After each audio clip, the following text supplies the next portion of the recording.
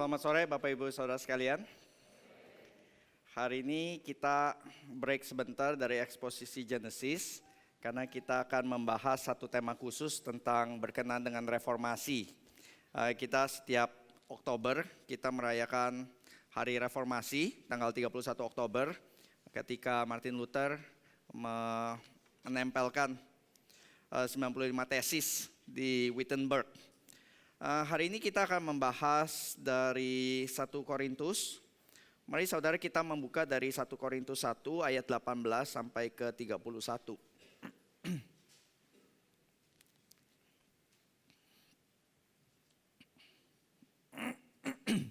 Korintus 1 ayat 18 sampai 31. Saya akan membaca 18 diiringi oleh jemaat 19 terusnya sampai 31. Hikmat Allah dan hikmat manusia. Sebab pemberitaan tentang salib memang adalah kebodohan bagi mereka yang akan binasa. Tetapi bagi kita yang diselamatkan, pemberitaan itu adalah kekuatan Allah.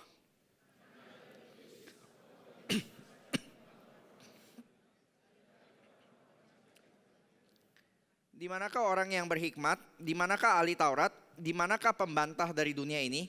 Bukankah Allah telah membuat hikmat dunia ini menjadi kebodohan?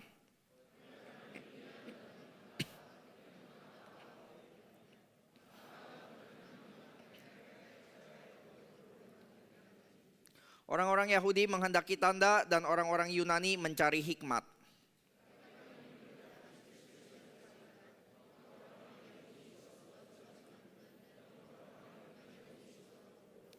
Tetapi untuk mereka yang dipanggil, baik orang Yahudi maupun orang bukan Yahudi, Kristus adalah kekuatan Allah dan hikmat Allah.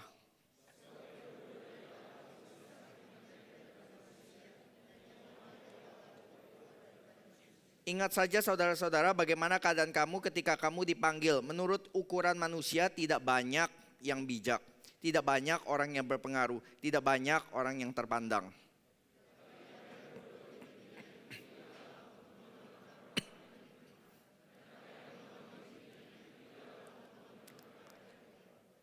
Dan apa yang tidak terpandang dan yang hina bagi dunia dipilih Allah. Bahkan apa yang tidak berarti dipilih Allah untuk meniadakan apa yang berarti.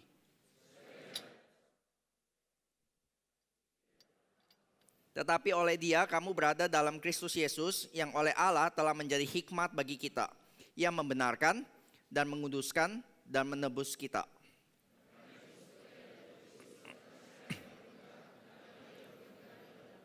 Mari kita berdoa. Bapa kami di dalam surga, kami bersyukur ya Tuhan. Tuhan membangkitkan Bapak-Bapak gereja yang membawa gerejamu kembali kepada pengertian firman Tuhan yang sejati. Kami bersyukur Tuhan membangkitkan Martin Luther, membangkitkan Calvin dan juga para reformator lainnya untuk membawa kembali satu zaman kembali kepada pengertian firman Tuhan yang benar. Dan ketika kami 500 tahun kemudian ya Tuhan merayakan, biarlah kami juga kembali dibawa kepada salib Kristus, di mana salib adalah menjadi kekuatan Allah dan juga hikmat Allah bagi kami, sehingga kami boleh bermegah atas salib. Kiranya Tuhan pakai firman Tuhan pada sore hari ini, membuat kami boleh melihat kemuliaan daripada salib yang dianggap hina oleh dunia. Tuhan, dengarlah doa kami di dalam satu nama Tuhan kami, Yesus Kristus yang tersalib dan yang bangkit. Amin. Saudara, di dalam reformasi kita seringkali mendengar itu begitu banyak berita-berita tentang Martin Luther yang bombastis gitu ya. Yang dia memakukan 95 tesis, dia memulai revolusi. Tapi banyak sekali hal-hal yang kita anggap kita tahu, tapi setelah kita cross check ke dalam sejarah, ternyata ya benar tapi tidak benar-benar akurat seperti itu. Banyak sekali yang agak berbeda, agak bergeser. Salah satunya adalah nanti dalam banyak hal tentang reformasi, tetapi firman hari ini mau membahas satu tema besar, yaitu salib. Kita selama ini mengerti salib adalah ketika Tuhan saya. Di salib saya menerima ya pengampunan dosa. Saya diampuni dosanya.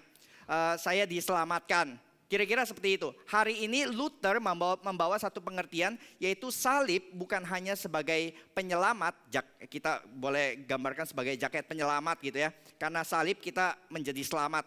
Tapi Luther membawa satu dimensi baru, pengertian yang baru, salib bukan hanya menyelamatkan kita, tapi salib memberikan kacamata kepada kita untuk melihat segala sesuatu dari lensa salib. Sehingga cara pandang kita terhadap segala sesuatu juga akan berubah karena salib. Jadi yang pertama saudara, banyak tahyul yang kita mesti bereskan dulu. Yang pertama adalah kita berpikir Luther ini biarawan yang biasa, nobody di dalam Roma Katolik, lalu sederhana, lalu seperti film-film Hollywood ya. Nobodies, di train sebentar, belajar kungfu, lalu menjadi karate kid yang mengalahkan jagoan paling hebat. Anak kecil yang nggak punya apa-apa harus melawan transformer seluruh dunia, gitu, menyelamatkan dunia. Tapi enggak saudara. Saudara, kalau kita benar-benar melihat kepada sejarah, Luther itu profesor teologi. Jadi dia bukan biarawan biasa, tapi seorang jenius yang profesor teologi yang sangat terpelajar. Dia sangat terlatih di dalam bidang filsafat pada zaman itu dan juga pengetahuan Alkitab, dia mengerti bahasa asli dengan sangat mendalam. Jadi lebih dikatakan kalau ini film, Martin Luther itu mirip Jason Bourne ya. Dia ini sangat ahli, dilatih oleh CIA, oleh organisasi yang membesarkan dia dilatih, dibiara dengan segala pengetahuan, tapi akhirnya dia dikejar-kejar, dia diburu oleh organisasi yang membesarkan dia. Jadi ini yang pertama, saudara. Dan yang kedua, kita mungkin berpikir kalau saudara menonton film Luther, dia seakan-akan pemimpin revolusi dan saudara bisa bayangkan dia ambil paku yang besar, ambil palu dan paku yang besar, dia tempelkan 95 tesis, seakan-akan dia sedang memakukan, menutup pintu peti mati seperti Roma Katolik sudah mati dan dipakukan untuk menutup tutupannya begitu. Tapi enggak saudara, kemungkinan besar menurut ahli Luther pada zaman itu, kemungkinan besar bukan dipakukan tapi ditempel, dan juga ini bukan mengajak revolusi, karena Luther saat itu adalah yang namanya menempelkan tesis itu adalah mengajak debat gitu. Itu adalah dia ingin memberikan satu tesis dan ingin dibahas di sebagai debat universitas. Jadi ini bukan masalah revolusi, dan yang dia bahas di dalam 95 tesisnya juga itu bukan tentang menghapuskan indulgensia, tetapi tentang revisi praktek-praktek kesalahan dari indulgensia. Saudara, indulgensia itu surat penghapusan dosa ya. Jadi kalau kita tanya, Luther kenapa sih kamu ngotot banget tentang 95 tesis? Emang kenapa? Ya itulah, gereja Roma Katolik masa bisa jual surat penghapusan dosa yang dijual oleh Tetzel. Tetzel berkata setiap kali dia pergi dari desa ke desa untuk mengumpulkan dana, dia berkata kalau kamu beli surat ini, setiap koin yang masuk ke kotak kas, setiap bunyi denting koin, ting, nyawa dari kerabatmu, nenekmu, mamamu, papamu yang di purgatori, di api penyucian, dia akan meloncat, dia akan lepas dari api penyucian. Jadi dengan begitu persuasif dia mengumpulkan banyak sekali uang. Dan Luther di 95 tesisnya menolak semua itu, dan dia berkata kalau Paus mempunyai begitu banyak uang, kenapa dia nggak pakai uang dia sendiri? Kenapa dia mengumpulkan uang dari orang-orang miskin? Kenapa kalau dia bisa membangun Saint Peter yang begitu besar, kenapa dia nggak rubuhkan aja Saint Peter untuk membeli ribuan nyawa di purgatori? Kenapa dia harus, dia banyak protes tentang hal tersebut.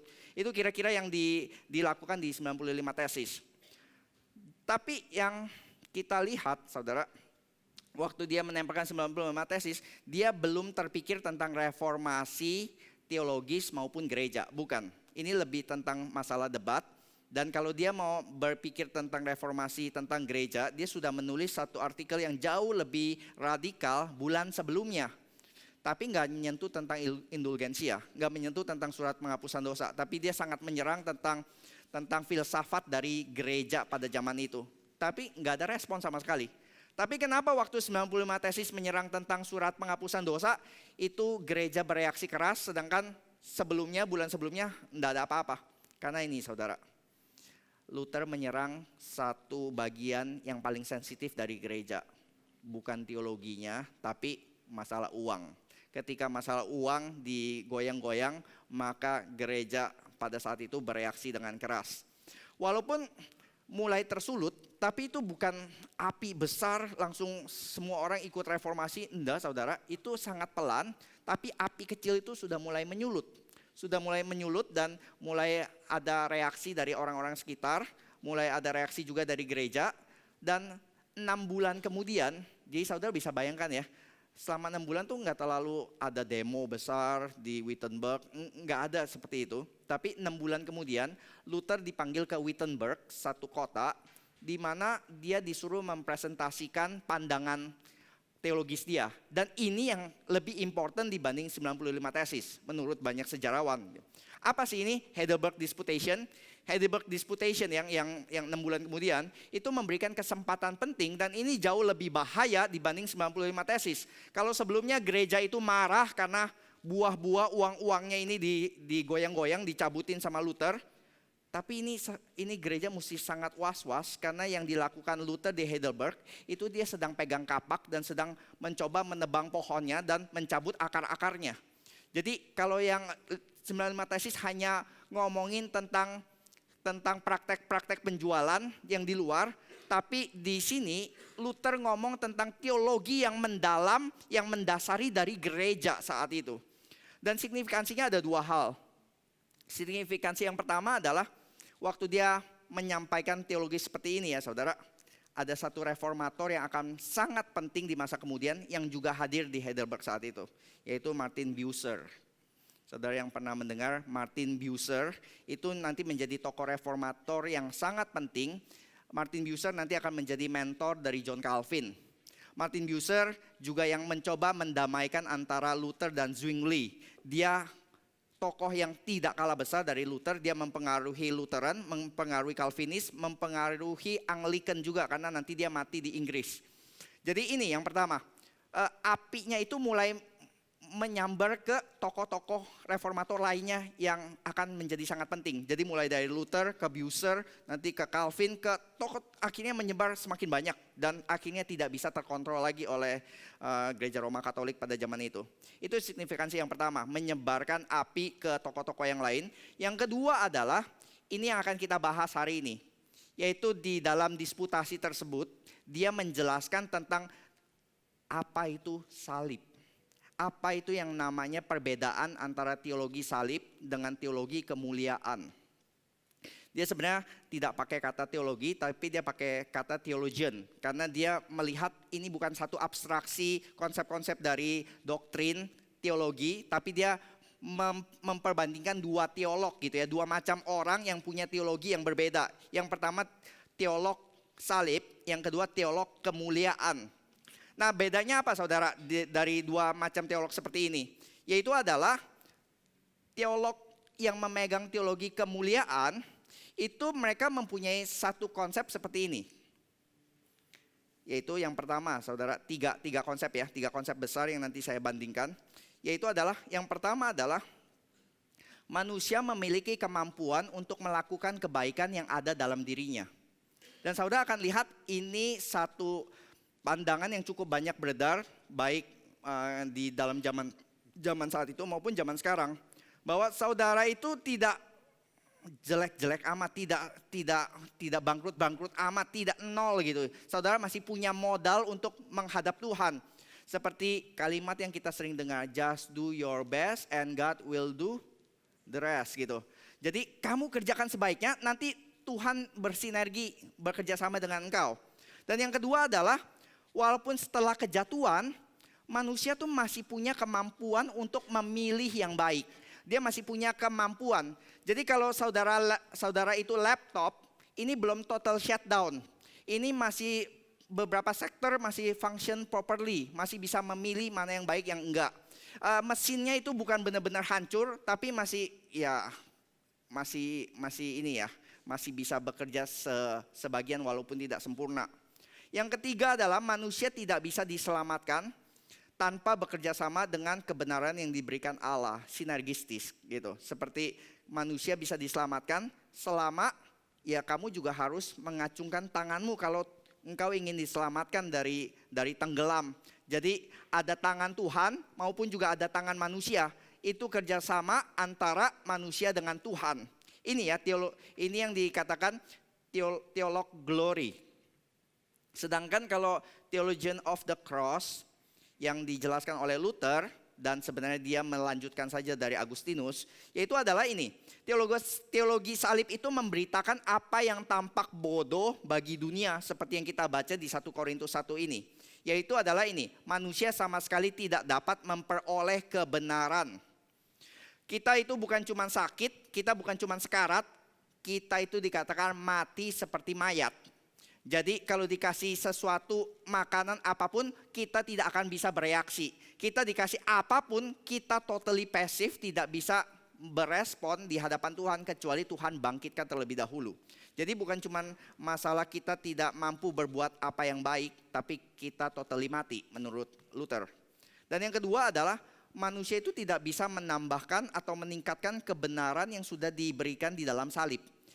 Yang salib sudah lakukan, kebenaran yang Tuhan Yesus sudah berikan di kayu salib itu sudah final dan tidak perlu lagi ditambah-tambah, ada plus-plus, Jesus plus itu nggak perlu karena only Jesus. Jadi saudara mungkin aplikasinya adalah kalau kita punya tentang bergumul tentang keyakinan keselamatan dan kita berpikir keselamatan kita ada sedikit pun bagian dari usaha manusia, maka kita akan terus bergumul dan kita tidak akan pernah punya jaminan keselamatan. Karena kita selalu worried apakah bagiannya saya itu enough. Kita sih percaya Tuhan melakukan pekerjaannya dengan sempurna. Tapi bagaimana dengan saya? Kalau bagian saya itu nggak sempurna bagaimana? Jadi karena itu Luther berkata, keselamatan kita, penerimaan kita itu 100% dikerjakan di dalam salib. Jadi tidak ada satu hal pun yang saudara bisa tambahkan on top of salib, di atas salib tersebut. Dan yang ketiga saudara, kebenaran apapun yang diberikan kepada manusia itu berasal dari luar kita. Kebenarannya itu eksternal. Jadi kita kalau bisa benar, justification by faith, menurut Luther itu bukan kita dijadikan benar, tapi kita dideklarasikan benar. Beda ya saudara. Kalau ini misalnya air hitam dijadikan putih, berarti ini harus jadi putih. Tapi kalau yang namanya justification, ini air hitam tapi dideklarasikan sudah bersih. Tapi akan nanti dibersihkan continuously. Jadi ini yang berbeda. Yang namanya kebenaran kita bukan kebenaran dari dalam, tapi kebenaran itu dari luar. Oke, kalau begitu apa sih bedanya Pak? Bedanya itu dari mana? Bedanya itu yang pertama-tama paling jelas itu adalah epistemologinya. Cara kita tahu mengenal Tuhan itu dari mana? Ini yang menjadi perbedaan antara kedua teolog ini ya, kedua macam orang ini. Yaitu adalah teolog yang kemuliaan tadi ya, cara dia mengenal Tuhan, epistemologi itu adalah seni kita mengenal Tuhan. Yaitu adalah bagaimana kamu bisa kenal Tuhan? Saudara, bagaimana bisa kenal Tuhan?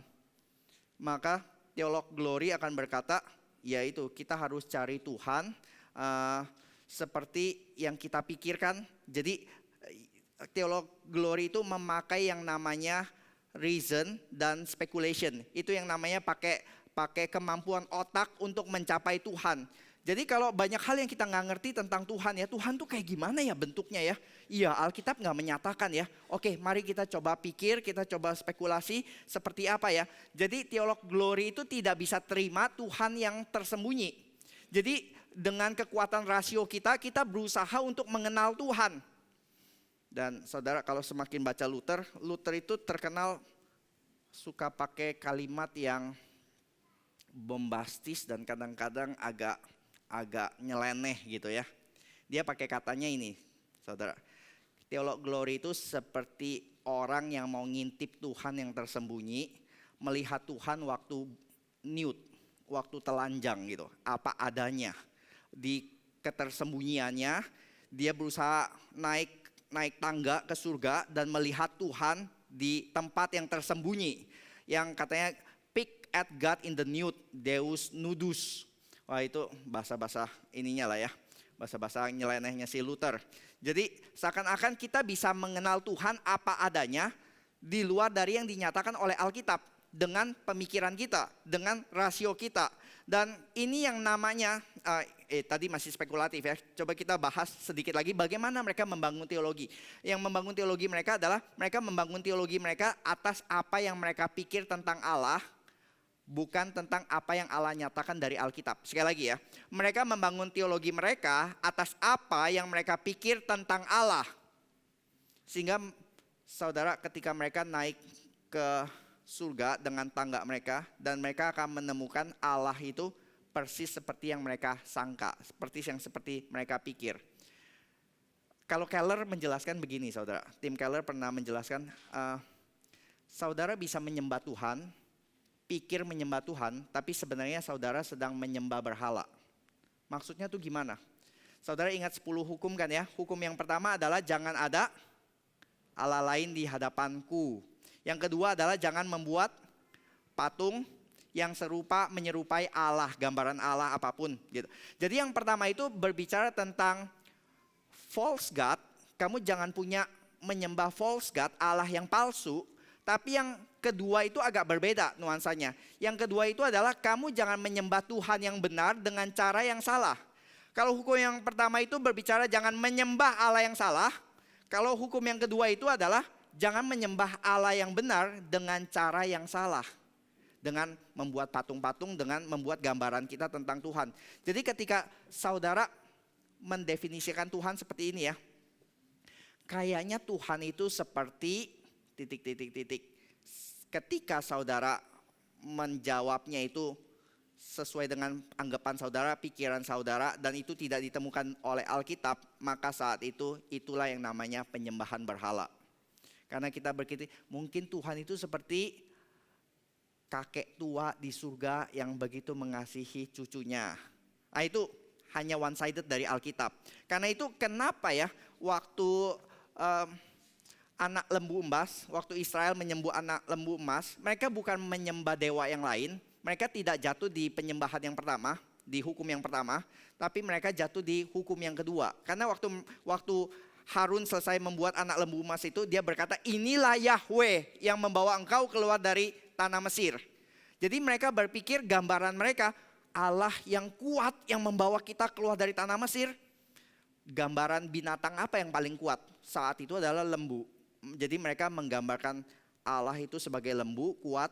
Allah itu juga mulia, karena itu kita bikinnya pakai emas supaya berkilau-kilau emas, dan kita menyembah Tuhan sesuai yang kita lihat, sesuai yang kita pikir. Dia itu kuat, mulia, dan jadilah lembu emas. Dan inilah yang Tuhan sangat benci, yaitu idols itu apa? Proyeksi idealisme manusia. Jadi kita membentuk Allah sesuai dengan peta dan teladan kita. Feuerbach pernah ngomong begitu ya saudara. Saudara coba perhatikan di banyak kultur dewa-dewanya mirip sesuai dengan apa yang dipandang berharga di dalam kultur tersebut. Kalau kebudayaan Romawi sangat mengagungkan yang namanya kehebatan, yang namanya power, yang namanya kekuatan, maka dewa-dewa mereka seperti apa saudara? Ya kekar-kekar seperti tentara Kopassus yang hebat-hebat, ya six pack yang tentunya ada semangka gini.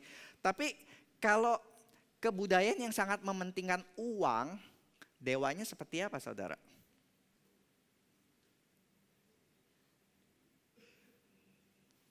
Kalau uang, gambaran orang yang sukses penuh uang, kira-kira kurus kering, krempeng, atau ya perutnya agak besar. Yes, saya di Singapura dulu ada satu tempat namanya Lau Pasat gitu ya. Di Bugis itu, di daerah Bugis itu terkenal sekali ada apa namanya smiling Buddha ya, yang perutnya besar sekali gitu. Jadi orang datang ke situ untuk untuk ya melakukan ibadah mereka di situ. Dan yang mereka harapkan di situ bukan kekuatan tentunya, bukan mendapatkan six pack tentunya, tapi mereka berdoa di situ supaya maju bisnisnya, sukses keuangannya dan yang lain-lain. Dan saudara pasti pernah melihat sosok Kwan Kong kan ya. Kwan Kong yang janggutnya panjang, lalu pakai dragon blade yang ini di cerita Samkok. Saudara tahu itu dia salah satu dari tiga jenderal terpercaya dari Liu Bei. Dan kenapa dia jadi dewa ya? Kenapa dia akhirnya disembah jadi dewa? Konon cerita karena si Kwan Kong itu sangat setia kepada Liu Bei. Waktu dia dicoba untuk dibujuk untuk pindah mengabdi kepada Cao Cao, dikasih segala macam harta di yang lain-lain, dia tetap tidak mau pakai. Dikasih banyak hadiah, dikasih baju-baju yang indah, dia tetap tidak pakai. Dia tetap pakai baju lusuhnya seperti sebelumnya, dan akhirnya dia kembali ke Liu Bei. Jadi kesetiaan itu sangat dipandang tinggi, dan waktu kebudayaan saat itu melihat siapa orang yang paling setia ya, mereka mendapatkan di dalam sosok Kwan Kong dan diidealkan menjadi divine, menjadi dewa. Itu yang namanya ketika manusia membentuk Allah di dalam peta dan teladan manusia. Ini yang namanya teolog glory. Mereka membangun teologi mereka mengidolakan, mereka menganggap, mereka membayangkan Tuhan sesuai dengan yang mereka pikir ideal. Tapi itu tidak sesuai dari Alkitab. Karena itu ya di sini saudara, teologi salib itu kebodohan karena wahyu Allah yang tersembunyi ini ketika dinyatakan di dalam sifat manusia Yesus, dalam kelemahan dan dalam kebodohan, ini tidak akan pernah kita atributkan kepada Tuhan. Kita nggak akan pernah atributkan dewa kita itu tukang kayu. Kita nggak akan mungkin mengatributkan dewa itu ya ini mati tersalib di kayu salib. Jadi teologi salib itu membangun teologi mereka berdasarkan apa yang Tuhan bukakan di dalam wahyunya, yaitu apa? Di dalam diri Kristus yang lahir di kayu, yang lahir di palungan, dan yang besar menjadi orang yang biasa-biasa saja, dan yang akhirnya mati di kayu salib. Dan Luther berkata demikian, God can only be found in suffering and in the cross. Tuhan hanya bisa ditemukan di penderitaan dan di salib. Teologi salib itu memang betul tampaknya lemah, tidak berdaya dan bodoh bagi mereka yang tidak percaya Injil. Saudara, kita itu sangat tidak suka dipandang lemah. Kita sangat tidak suka dipandang bodoh.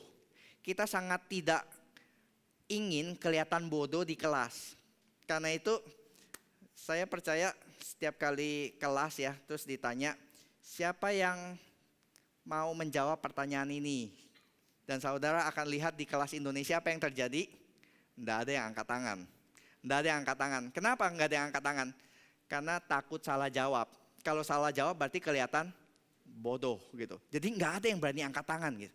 Sedangkan dosen saya orang bule dan dia berkata, aneh ya, kalian di Asia sebenarnya tahu jawabannya tapi nggak mau angkat tangan. Di Amerika itu kebalikan. Bule-bule itu katanya bodoh-bodoh, nggak tahu jawabannya, tapi mereka pokoknya jawab dulu gitu. Pokoknya angkat tangan dulu. Ini kebalikan banget. Dan di sini kita bisa melihat di dalam Tuhan menyatakan dirinya itu di dalam kelemahan dan dalam penderitaan. Orang Kristen itu kalau mau mengenal Tuhan itu seperti apa, maka jawaban satu-satunya adalah saudara datang ke Alkitab dan bukalah apa yang Tuhan nyatakan tentang Yesus Kristus. Karena itulah yang Tuhan nyatakan paling puncak tentang pernyataan Allah di dalam Kristus. Dia adalah Tuhan yang menderita, Tuhan yang mati demi umatnya. Jadi di dalam pengertian tentang siapakah Allah itu tidak bisa dilepaskan dari salib. Jadi bagi Luther salib itu bukan hanya berbicara tentang kita diselamatkan, tetapi salib itu adalah bagaimana kita mengenal Tuhan sebagaimana Tuhan ingin nyatakan bagi kita. Oh, jadi teolog salib itu nggak pakai reason ya, nggak pakai akal ya. Sedangkan teolog glory sangat menekankan akal. Bukan saudara, tapi dua-duanya pakai akal, tapi yang berbeda adalah fondasinya. Yang satu menfondasikan, teolog glory itu fondasinya adalah akal. Jadi kalau Alkitab sama akal bertentangan, maka yang dibuang adalah Alkitab. Maka mereka akan menerima apa yang masuk akal. Mereka akan mengubah Alkitab sesuai dengan masuk akalnya mereka. Sedangkan teolog salib akan berkata no. Fondasi dari kita adalah wahyu Allah. Teologi salib tunduk kepada Allah dan akal manusia tunduk kepada otoritas firman Tuhan. Jadi kalau manusia reasonnya berbeda daripada firman Tuhan, maka dia harus ditaklukkan kepada firman Tuhan karena firman Tuhan adalah dasar dari kebenaran. Jadi manusia mungkin masuk ke dalam konklusi yang salah terhadap kebenaran. Jadi bagi teolog salib, akal budi manusia tidak pernah menjadi yang otoritatif, tetapi salib dan firman Tuhanlah yang menjadi otoritas mutlak. Ini yang kita namakan di dalam reformasi itu sola scriptura. Dan itu kenapa ketika Luther berkhotbah dia sering banget menegur-negur gereja Romawi. Karena gereja Romawi dia katakan menginjak-injak Alkitab. Hai kamu orang-orang Roma Katolik, kamu menginjak-injak Alkitab. Kapan kami pernah injak-injak Alkitab, Luther? Yaitu ketika kamu membuat dekrit manusia setara dengan firman Tuhan. Ketika kamu menyatakan tradisi gereja setara dengan firman Tuhan. Ketika kamu menyatakan keputusan paus tidak mungkin salah. Satu-satunya yang tidak mungkin salah adalah firman Tuhan. Dan ketika kamu mengajarkan hal-hal yang tidak ada di dalam firman Tuhan dan kamu nyatakan itu berasal daripada Tuhan. Seperti purgatori, seperti surat pengampunan dosa yang tidak ada basisnya dari Alkitab. Jadi ini yang diperjuangkan oleh Luther, saudara. Dan ketika kita melihat berikutnya ya, kita melihat oke, kita sekarang bisa lihat apa yang diperjuangkan oleh Luther. Bahwa Luther itu melihat salib itu bukan hanya tempat di mana kita diampuni dosanya, kita diterima oleh Allah Bapa, tapi tempat di mana sekarang kita dapat kacamata untuk melihat segala sesuatu dari lensanya Alkitab, dari lensanya salib maksudnya. Kalau begitu coba dibikin lebih konkret, maksudnya apa kita memakai salib sebagai kacamata? Adalah ini saudara. Luther itu menuntut setiap kali kita membaca satu terminologi, satu kosakata teologis, maka kita harus menafsirkannya menurut salib. Contoh seperti yang di 1 Korintus dikatakan power, tentang kuasa, tentang kekuatan. Maka teolog glory akan menafsirkan yang namanya kuasa itu adalah ketika kita bisa mempunyai kekuatan untuk menguasai orang lain. Seperti yang terjadi oleh di dalam dunia ini. Sebagaimana kita melihat orang punya kuasa, berarti orang itu punya kuasa bisa menaklukkan orang-orang yang lain. Jadi teolog glory ketika menafsirkan Tuhan itu maha kuasa, dia akan mendapatkan satu pengertian divine power, yaitu adalah dia akan mencoba memaksimalkan orang yang dipikir paling powerful, yang mereka bisa pikirkan, lalu dia maksimalkan. Mungkin kalau sekarang kita kepikir siapa orang yang paling berkuasa gitu, Thanos deh. Kalau gitu Tuhan itu siapa? 100 kalinya Thanos. Itu. Teolog glory akan berpikir ini yang kita pikir berkuasa lalu dimaksimumkan. Sedangkan teolog salib akan berpikir tidak. Teolog salib akan berkata justru kuasa ilahi tidak dinyatakan justru oleh kuasa dunia. Bukan oleh kuasa militer, bukan oleh kuasa kekuatan fisik, tapi justru kuasa ilahi itu secara paradoks dinyatakan dalam kelemahan salib. Karena itu kekalahan Yesus di tangan penguasa duniawi yang korup ini, justru itu memang menunjukkan kelemahan oleh dunia, tapi justru oleh Alkitab menunjukkan itulah kuasa ilahinya. Saudara, ketika Yesus ditangkap di Taman Getsemani, Yesus pernah berkata demikian. Kamu pikir aku tidak berkuasa sama sekali, aku powerless gitu. Tidak. Saya bisa memerintahkan satu laksa malaikat untuk membela aku. Aku bisa sekali ngomong, serang, akan ada 6.000 malaikat yang akan membela Yesus di Taman Getsemani. Tapi dia tidak membuka mulutnya seperti domba tidak membuka mulutnya ketika dibawa ke pejagalan. Dan waktu itu Petrus akan melihat, Petrus itu kita semua itu saudara, kita semua menurut Luther termasuk 12 rasul, kita itu dilahirkan sebagai teolog glory. Kita itu by nature, secara lahir kita itu ingin kesuksesan, kita ingin kemewahan, kita ingin kekuatan, kita ingin bijaksana duniawi. Karena itu Petrus ya ketika dia di Taman Getsemani, dia bersedia mati bagi Tuhan Yesus. Karena bagi dia itu mati membela Tuhan Yesus itu satu hal yang mulia.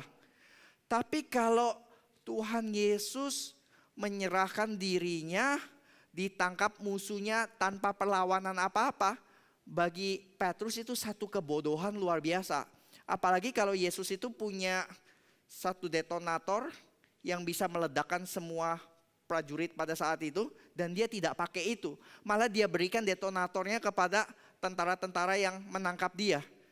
Bagi Petrus itu benar-benar satu kebodohan, kelemahan yang enggak masuk akal.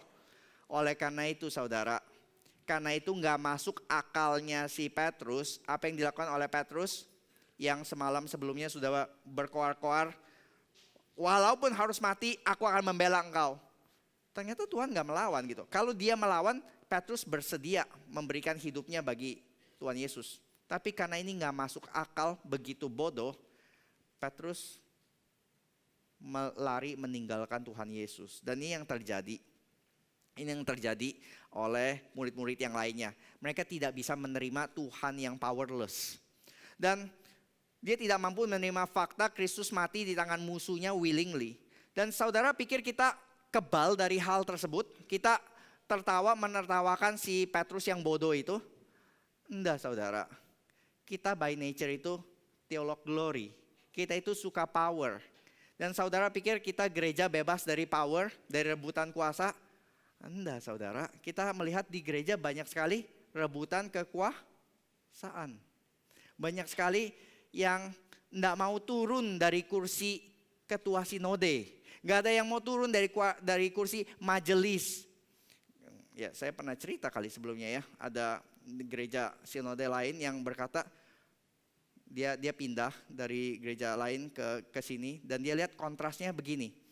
Di sono orang-orang itu bisa rebutan kursi majelis seperti pilkada, betulan seperti pilkada. Misalnya saya mau jadi majelis, saya akan kumpulkan orang-orang, saya akan kumpulkan para pemuda, saya akan kumpulkan bapak-bapak, ibu-ibu. Jangan lupa ya, nanti pemilihan coblos. Saya nggak punya jenggot ya. Coblos apa ya? Coblos wajahku gitu. Coblos wajah saya yang imut-imut ini ya Pak ya. Coblos wajah saya, jangan lupa ya. Nanti coblos saya ya. Benar-benar seperti pilkada gitu. Jadi orang itu rebut-rebutan untuk jadi majelis. Saya bilang kenapa ya? Di Geri enggak loh. Iya karena di situ kalau jadi majelis itu dapat rumah dinas, dapat mobil dinas, dapat tunjangan dan yang lain-lain gitu. Sedangkan setelah saya pindah Geri, saya baru sadar kenapa nggak ada yang mau jadi majelis. Dia kenapa enggak? Coba dijelaskan di Geri kalau jadi majelis diaken, kamu dapat dinas apa? Nggak ada rumah dinas, nggak ada mobil dinas, cuma ada banyak dinas. Ya, banyak kerjaan dinas gitu. Jadi panitia ini di Geri baru kali ini saya baru sadar di Geri ini bukannya dapat pesangon, dapat amplop gitu, dapat uang makan, uang dinas ya. Malah kalau ikut jadi panitia, NRIC, panitia KKR, janji iman. Janji iman itu apa? Ya ini panitia keluar dulu uang untuk sumbang, untuk ini apa?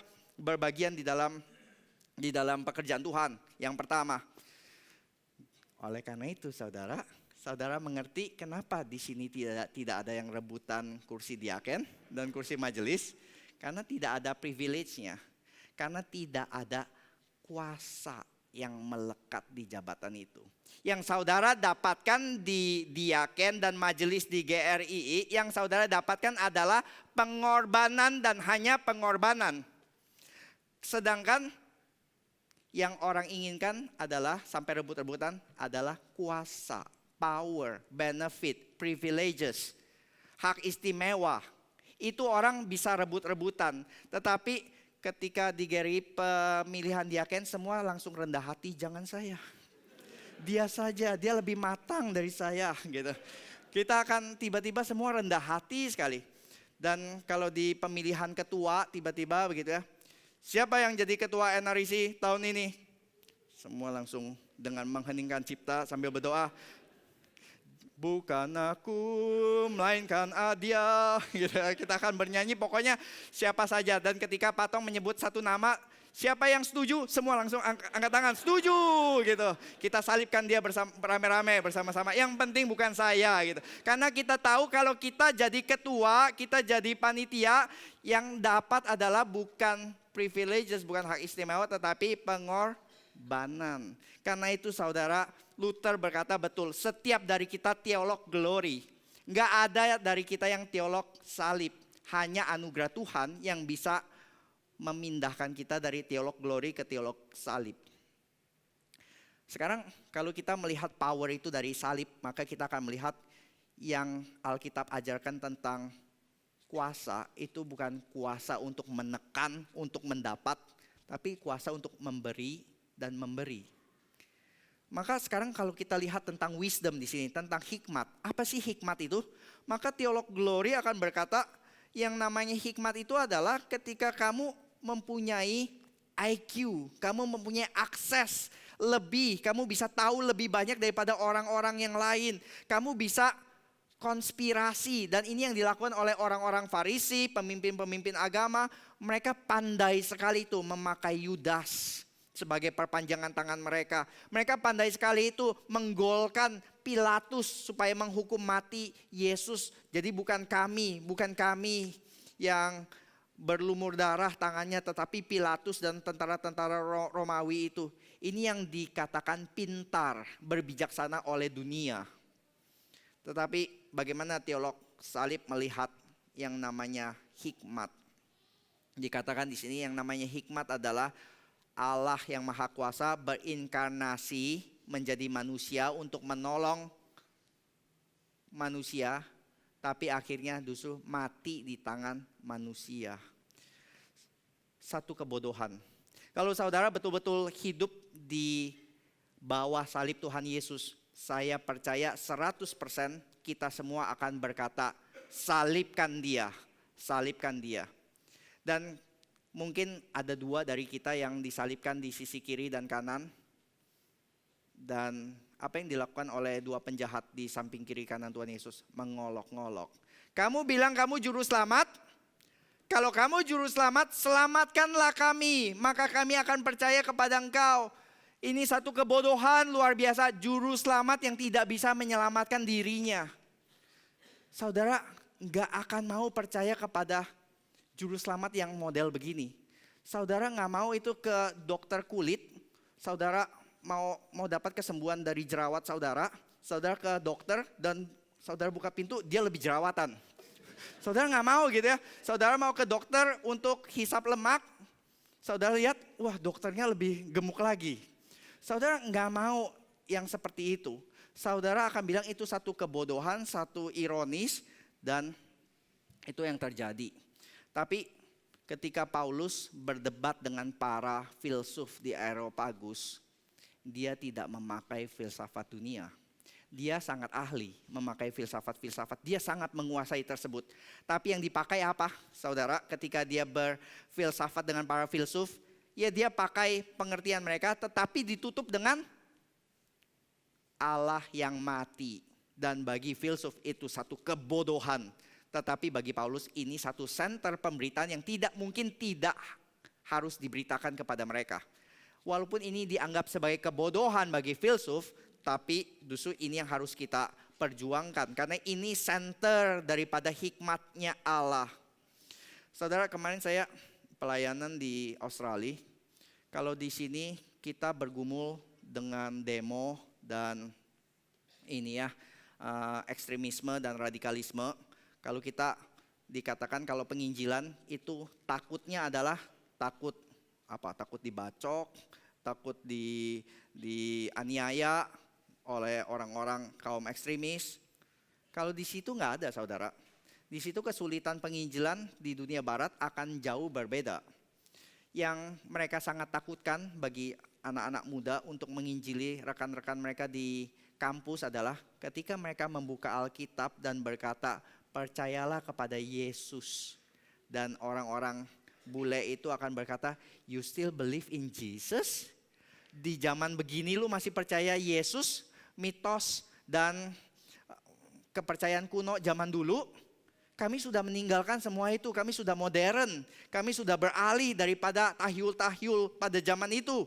Kamu yakin masih memegang dan masih percaya tahyul-tahyul tersebut? Wah, kita diolok-olok dan orang-orang Kristen sangat minder. Karena mereka merasa bodoh kalau membuka Alkitabnya dan berkata inilah hikmat Allah. Dan mereka dengan pengetahuan mutakhir lah, dengan Big Bang, dengan yang lain mereka bisa berkata inilah kemajuan dan inilah yang namanya kebodohan. Tapi saudara bisa lihat gitu. Di dalam teolog salib mereka melihat yang namanya hikmat manusia adalah ketika dikatakan di sini Kristus adalah kekuatan Allah dan hikmat Allah. Sebab yang bodoh dari Allah lebih besar hikmatnya daripada manusia, dan yang lemah daripada Allah lebih kuat daripada manusia. Saya percaya yang paling pintar saat itu selain Paulus begitu ya.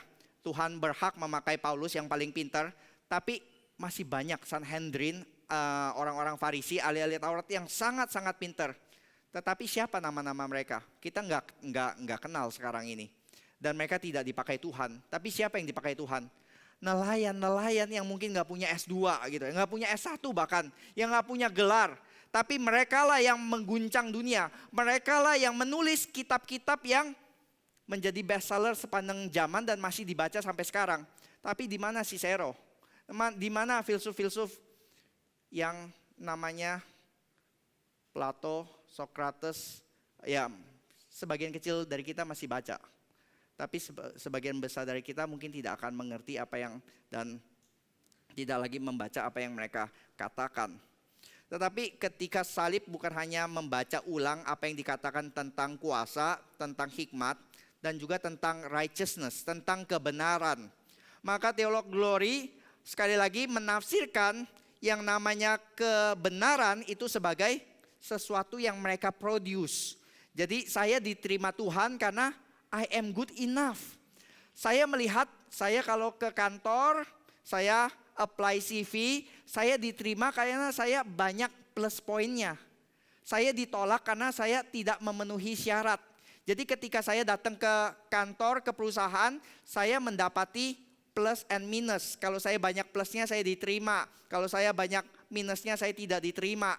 Maka kita teolog glory melempar konsep itu juga kepada Tuhan dan mereka melihatnya gitu. Saya diterima Tuhan karena saya banyak plusnya. Saya tidak diterima Tuhan karena saya banyak minusnya. Tapi teolog salib, saudara, melihat dengan kacamata yang berbeda. Dan dikatakan justification itu justru Tuhan menerima orang yang tidak layak untuk diterima. Itulah justification. Tuhan menerima kita ketika kita masih lemah. Tuhan menerima kita ketika kita masih musuh. Jadi teolog salib berkata orang berdosa bersalah tetapi dinyatakan benar. Gak logis saudara, gak logis. Tapi itulah logisnya lensa salib. Kita hanya bisa mengerti justification kalau kita mengenakan lensa salib. Kalau tanpa lensa salib kita akan berpikir gak mungkin. Gak mungkin orang yang bersalah besar seperti penjahat hanya sisa beberapa menit enak aja dia bisa diterima langsung ke Firdaus pada hari ini juga. Mestinya dia di purgatori dulu gitu. Mestinya dia dihukum dulu gitu. Dia harus diberikan ganjaran dulu. Ini ya, kita nggak bisa terima logik ini saudara berdasarkan teolog glory kita. Tapi teolog salib justification hanya bisa diterima di dalam logisnya lensa salib. Saya akan bahas satu hal lagi yaitu tentang kasih Tuhan. Teolog Glory melihat human love itu reaktif, yaitu kita mencintai apa yang kita pandang lovely. Saudara kejar orang yang cantik penampilannya dan baik secara karakter. Tapi itu berarti ada sesuatu yang positif dulu dari objek yang kita kejar, supaya itu menarik kita mendekat, mencintai dia. Tapi yang dilakukan oleh salib, itu justru Tuhan tidak bilang di atas kayu salib berkata, mana yang lovely ya. Saya akan menyelamatkan yang lovely, yang patut dicintai, dan saya akan buang yang tidak patut dicintai. Tapi enggak saudara, justru di kayu salib justru adalah divine life is not reactive. Kasih ilahi itu bukan reaksi, tapi kasih ilahi itu kreatif, yang menciptakan. Ketika Tuhan bilang itu lovely, maka Tuhan akan mulai membuat objek yang dia cintai itu sebagai lovely. Jadi Tuhan tidak pilih mana yang bagus, mana yang jelek, tapi justru ketika dia pilih, maka yang dipilihnya akan menjadi lovely. Saudara, saya akan bahas tentang satu tokoh yang saudara rasa betul juga ya. Saudara, kita kita harus melihat segala sesuatu itu dari kacamata glory. Unless kita mulai membiasakan diri melihat segala sesuatu, kita lepaskan kacamata glory kita, lalu kita ambil kacamata salib kita dan melihat segala sesuatu dari lensa salib. Misalnya ini ada satu artikel yang bagus dari satu orang saudara penulis. Dia berkata demikian, Mother Teresa itu dianggap sebagai santo waktu masih hidupnya bahkan. Jadi sangat terkenal, sangat memperhatikan orang miskin, bahkan mati-matian memperjuangkan kehidupan mereka. Dan waktu dia mati, Vatikan itu sampai kasih fast track ya, sampai mempercepat supaya dia dapat di sainthood, dapat apa? Di gelar santa gitu, gelar orang kudus. Tapi kemudian beberapa tahun kemudian ada buku yang diterbitkan yang mempublish beberapa personal writing-nya dia, tulisan-tulisan pribadinya dari Mother Teresa. Dan di tulisan-tulisan itu kenapa mengagetkan? Karena tulisan-tulisannya ketika dibaca itu penuh dengan nuansa spiritual depression, spiritual depresi rohani. Dan dia menulis tentang bagaimana dia merasa ditinggalkan oleh Tuhan, dia seakan-akan tidak mengerti Tuhan. Dan ada satu ateis, Christopher Hitchens ya, dia memang udah pernah tulis serangan terhadap Mother Teresa. Dan waktu dia dapatkan ini ya, publish buku yang baru yang ngomongin tentang Mother Teresa bergumul tentang spiritual depresi dan lain-lain, maka dia akan bilang, tuh kan, betul kan? Dia nggak percaya kekristenan. Bahkan orang-orang yang Kristen Katolik yang sangat mengagungkan dia, sekarang juga mulai bertanya-tanya ya, kok bisa ya orang yang begitu luar biasa rohaninya, yang kita benar-benar lihat kalau orang kehidupannya begitu agung, orang kudus itu siapa sih?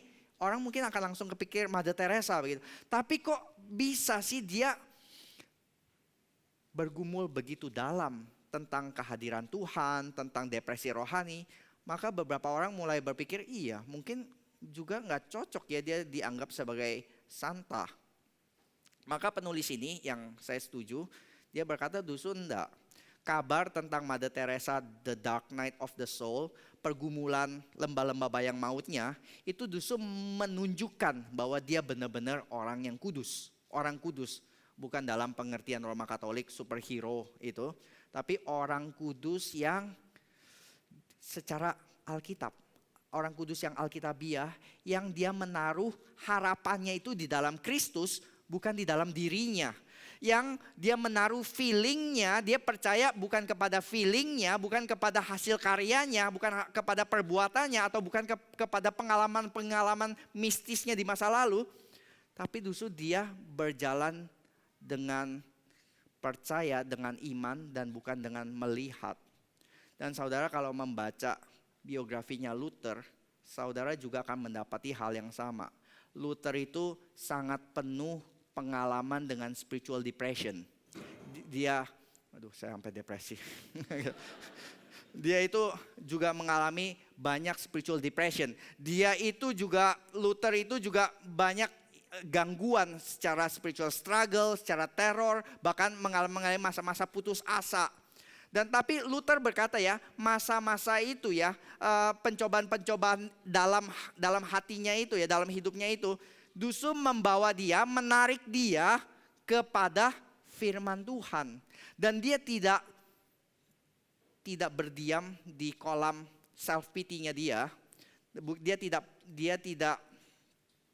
berdiam memanjakan feelingnya, tapi setiap kali dia bergumul, diserang oleh setan, diserang oleh depresi, oleh putus asanya, dia akan berkata, "Nyala engkau setan, aku sudah dibaptis, aku sudah percaya kepada Tuhan, aku anak Tuhan." Dia selalu merefer kepada objective revelation of God. Dia selalu melihat kepada firman Tuhan. Dia menaruh pengharapannya bukan kepada kekuatan pribadinya, tetapi kepada salib Yesus Kristus. Karena itu ketika Luther membagi antara teolog salib dengan teolog glory, dia melihat, dan sekarang kita tampilkan, kita undang Luther ke abad 21 ya. Coba Luther lihat apa yang terjadi dengan budaya kekristenan saat ini. Bagaimana kamu membagi gereja mana yang teologi salib, gereja mana, jemaat mana yang teologi kemuliaan. Maka Luther akan berdiri di sini dan dia berkata, saya rasa setelah saya berkeliling banyak gereja di Jakarta, saya akan berkesimpulan demikian. Teologi glory mengharapkan total success, mengharapkan menemukan semua jawaban dari semua pergumulan di dalam Alkitab, akan memenangkan semua battles, dan they will live happily ever after, seperti Disney. Tetapi teologi glory itu sangat menekankan my strength, my power, my work. Kekuatan saya, kuasa saya, pekerjaan tangan saya. Jadi teolog glory, gereja-gereja yang menekankan teologi kemuliaan, mengharapkan gerejanya itu perfect. Gak ada masalah finansial, jemaatnya juga gak terlalu banyak masalah, dan selalu bertumbuh. Jadi kalau seseorang sakit, dia akan mengharapkan Tuhan akan menyembuhkan dia. Kalau dia mengalami yang namanya kegagalan dan kelemahan, atau mengalami problem, maka yang diharapkan adalah kelemahan, problem itu akan segera lenyap dan ya Tuhan akan memberkati. Tapi kalau itu tidak terjadi, maka yang terjadi adalah mereka akan mempertanyakan keberadaan Tuhan. Tapi Tuhan datang bukan dengan teologi kemuliaan, tapi dengan teologi salib. Dan dia datang bukan sebagai raja mengalahkan Caesar and Pilatus, tapi justru dia mati di kayu salib. Dan dia berkata, orang-orang yang menganut, yang berpegang kepada teologi salib, itu mungkin akan mati, akan dianiaya, akan menempuh jalan salib, akan diludahi, akan diolok-olok, akan mengalami kegagalan, akan mengalami yang namanya kelemahan, akan mengalami yang namanya dikatakan bodoh dan lemah. Tetapi ketika kita suffer, when Christians suffer, menurut Luther, disitulah kita mengalami Yesus Kristus. Yesus di mana? Yesus di dalam penderitaan kita. Yesus di dalam sufferingnya kita. Saudara, tadi pagi saya minta Kristiani ya, yang tadi song leader, sharing pengalaman kakek regional. Wah, dia dengan berapi-api bercerita, Tuhan menyertai kita, benar-benar nyata pimpinan tangan Tuhan. Vicaris Hardy juga pimpin dua tim ke NTT. Dan satu hal saudara ingin melihat pimpinan tangan Tuhan, penyertaan Tuhan, kehadiran Tuhan. Saudara bukan datang ke kamar, mengunci pintu dan berkata, Tuhan, saya ingin merasakan kehadiran-Mu. Kok belum ada semilir-semilir ya Tuhan? Rasanya bagaimana kehadiran Tuhan itu ya? Bukan itu saudara. Saudara ingin merasakan kehadiran Tuhan, saudara ingin merasakan penyertaan Tuhan. Janji Tuhan adalah, pergilah, beritakanlah Injil, jadikanlah segala bangsa muridku, dan aku akan menyertai engkau. Kenapa kita kurang pengalaman penyertaan Tuhan? Karena kita tidak menginjili, saudara. Kenapa kita kurang mengalami kuasa Tuhan? Karena kita kurang menderita. Kenapa kita kurang menderita? Karena kita kurang mengambil jalan salib. kita lebih memilih jalan kemuliaan. Karena jalan kemuliaan itu penuh kenyamanan, penuh yang namanya American Dream, yang penuh yang namanya kesuksesan. Itu yang kita kejar dan kita nggak jauh berbeda dengan orang-orang dunia. Ketika kita berjalan bersama-sama dengan jalan dunia, maka dunia tidak akan menganiaya kita. Tapi kalau saudara mengikuti jalan salib, jalan yang sama sekali berbeda, ketika semua orang korupsi dan saudara melaporkan semua orang yang korupsi di kantor saudara, saudara akan menempuh jalan salib. Ketika semua orang kong kali kong di kampus copas-copas dan saudara bilang ke dosen, Pak dosen, ini loh. Ini, dia copas dari sini, dia copas dari situ. Saudara boleh harap pulang harus lihat-lihat kiri kanan, gitu. Karena saudara tiba-tiba pulang menempuh jalan salib, bukan jalan yang gampang dilalui. Karena itu kenapa kita jarang menderita? Mungkin karena kita terlalu lama di dalam jalan kemuliaan. Tetapi kalau saudara kita benar-benar melihat segala sesuatu di dalam jalan salib, maka kita akan mengalami penderitaan. Tetapi ketika kita mengalami penderitaan menurut Luther, disitulah kita mengalami kehadiran Tuhan. Disitulah kita mengalami yang namanya penyertaan Tuhan. Di masa-masa the dark night of the soul, ketika kita depresi, ketika kita mengalami yang namanya teror, ketika kita bergumul dengan gundah gulana, kegalauan dalam hati kita, saudara punya dua pilihan. Untuk entertain semuanya itu dan berpikir saya bisa dengan kekuatan saya. Atau saudara berkata, saya lemah Tuhan. Beri saya kekuatan sekali lagi Tuhan. Just this one day. Besok berharap lagi. Dan itulah yang membuat Luther dikenang akan jalan salibnya, theology of the cross. Jadi hari ini dia membawa kita ke dalam satu pengertian salib itu bukan hanya kita diampuni, tapi ketika kita melihat salib itu menjadi kacamata kita melihat segala sesuatu supaya kita menafsirkan segala fakta di dunia ini lewat lensa salib. Itulah theology of the cross. Mari kita berdoa. Bapa di dalam surga, kami bersyukur ya Tuhan untuk begitu besar berkat yang Tuhan berikan, pemahaman dari Luther ya Tuhan tentang teologi salib. Kami tahu ya Tuhan, kami secara intuisi kami ingin kenyamanan, kami ingin keamanan, kami ingin kenikmatan, kami ingin kesuksesan, kami ingin kemudahan. Kami tidak ingin yang namanya salib, yang namanya penderitaan. Tapi kami ingin kehadiran-Mu ya Tuhan. Karena itu kalau Tuhan mengizinkan kami harus mengalami penderitaan, biarlah kami juga mengalami pengalaman berjalan bersama Tuhan, pengalaman disertai Tuhan. Dan itu yang memberikan kekuatan untuk kami bertahan di dalam jalan salib dan kami tidak berkompromi pindah ke dalam jalan kemuliaan lagi ya Tuhan. Karena itu Tuhan berikan kepada kami satu hati yang melihat kepada salib. Karena disitulah Allah yang maha kasih dalam diri Yesus Kristus mati menerima kami. Supaya kami juga berani mempertaruhkan hidup kami bagi Kristus. Karena dia sudah memberikan segalanya bagi kami. Sehingga kami belajar memberikan sedikit demi sedikit di dalam hidup kami bagi dia. Tuhan pakailah setiap dari kami supaya kami boleh menjadi teolog-teolog salib bagi kerajaan-Mu. Di dalam nama Tuhan Yesus Kristus, Tuhan yang mati tergantung di kayu salib, tapi juga yang bangkit mengalahkan kematian, membawa kami ke dalam kemuliaan. Kami sudah berdoa. Amin.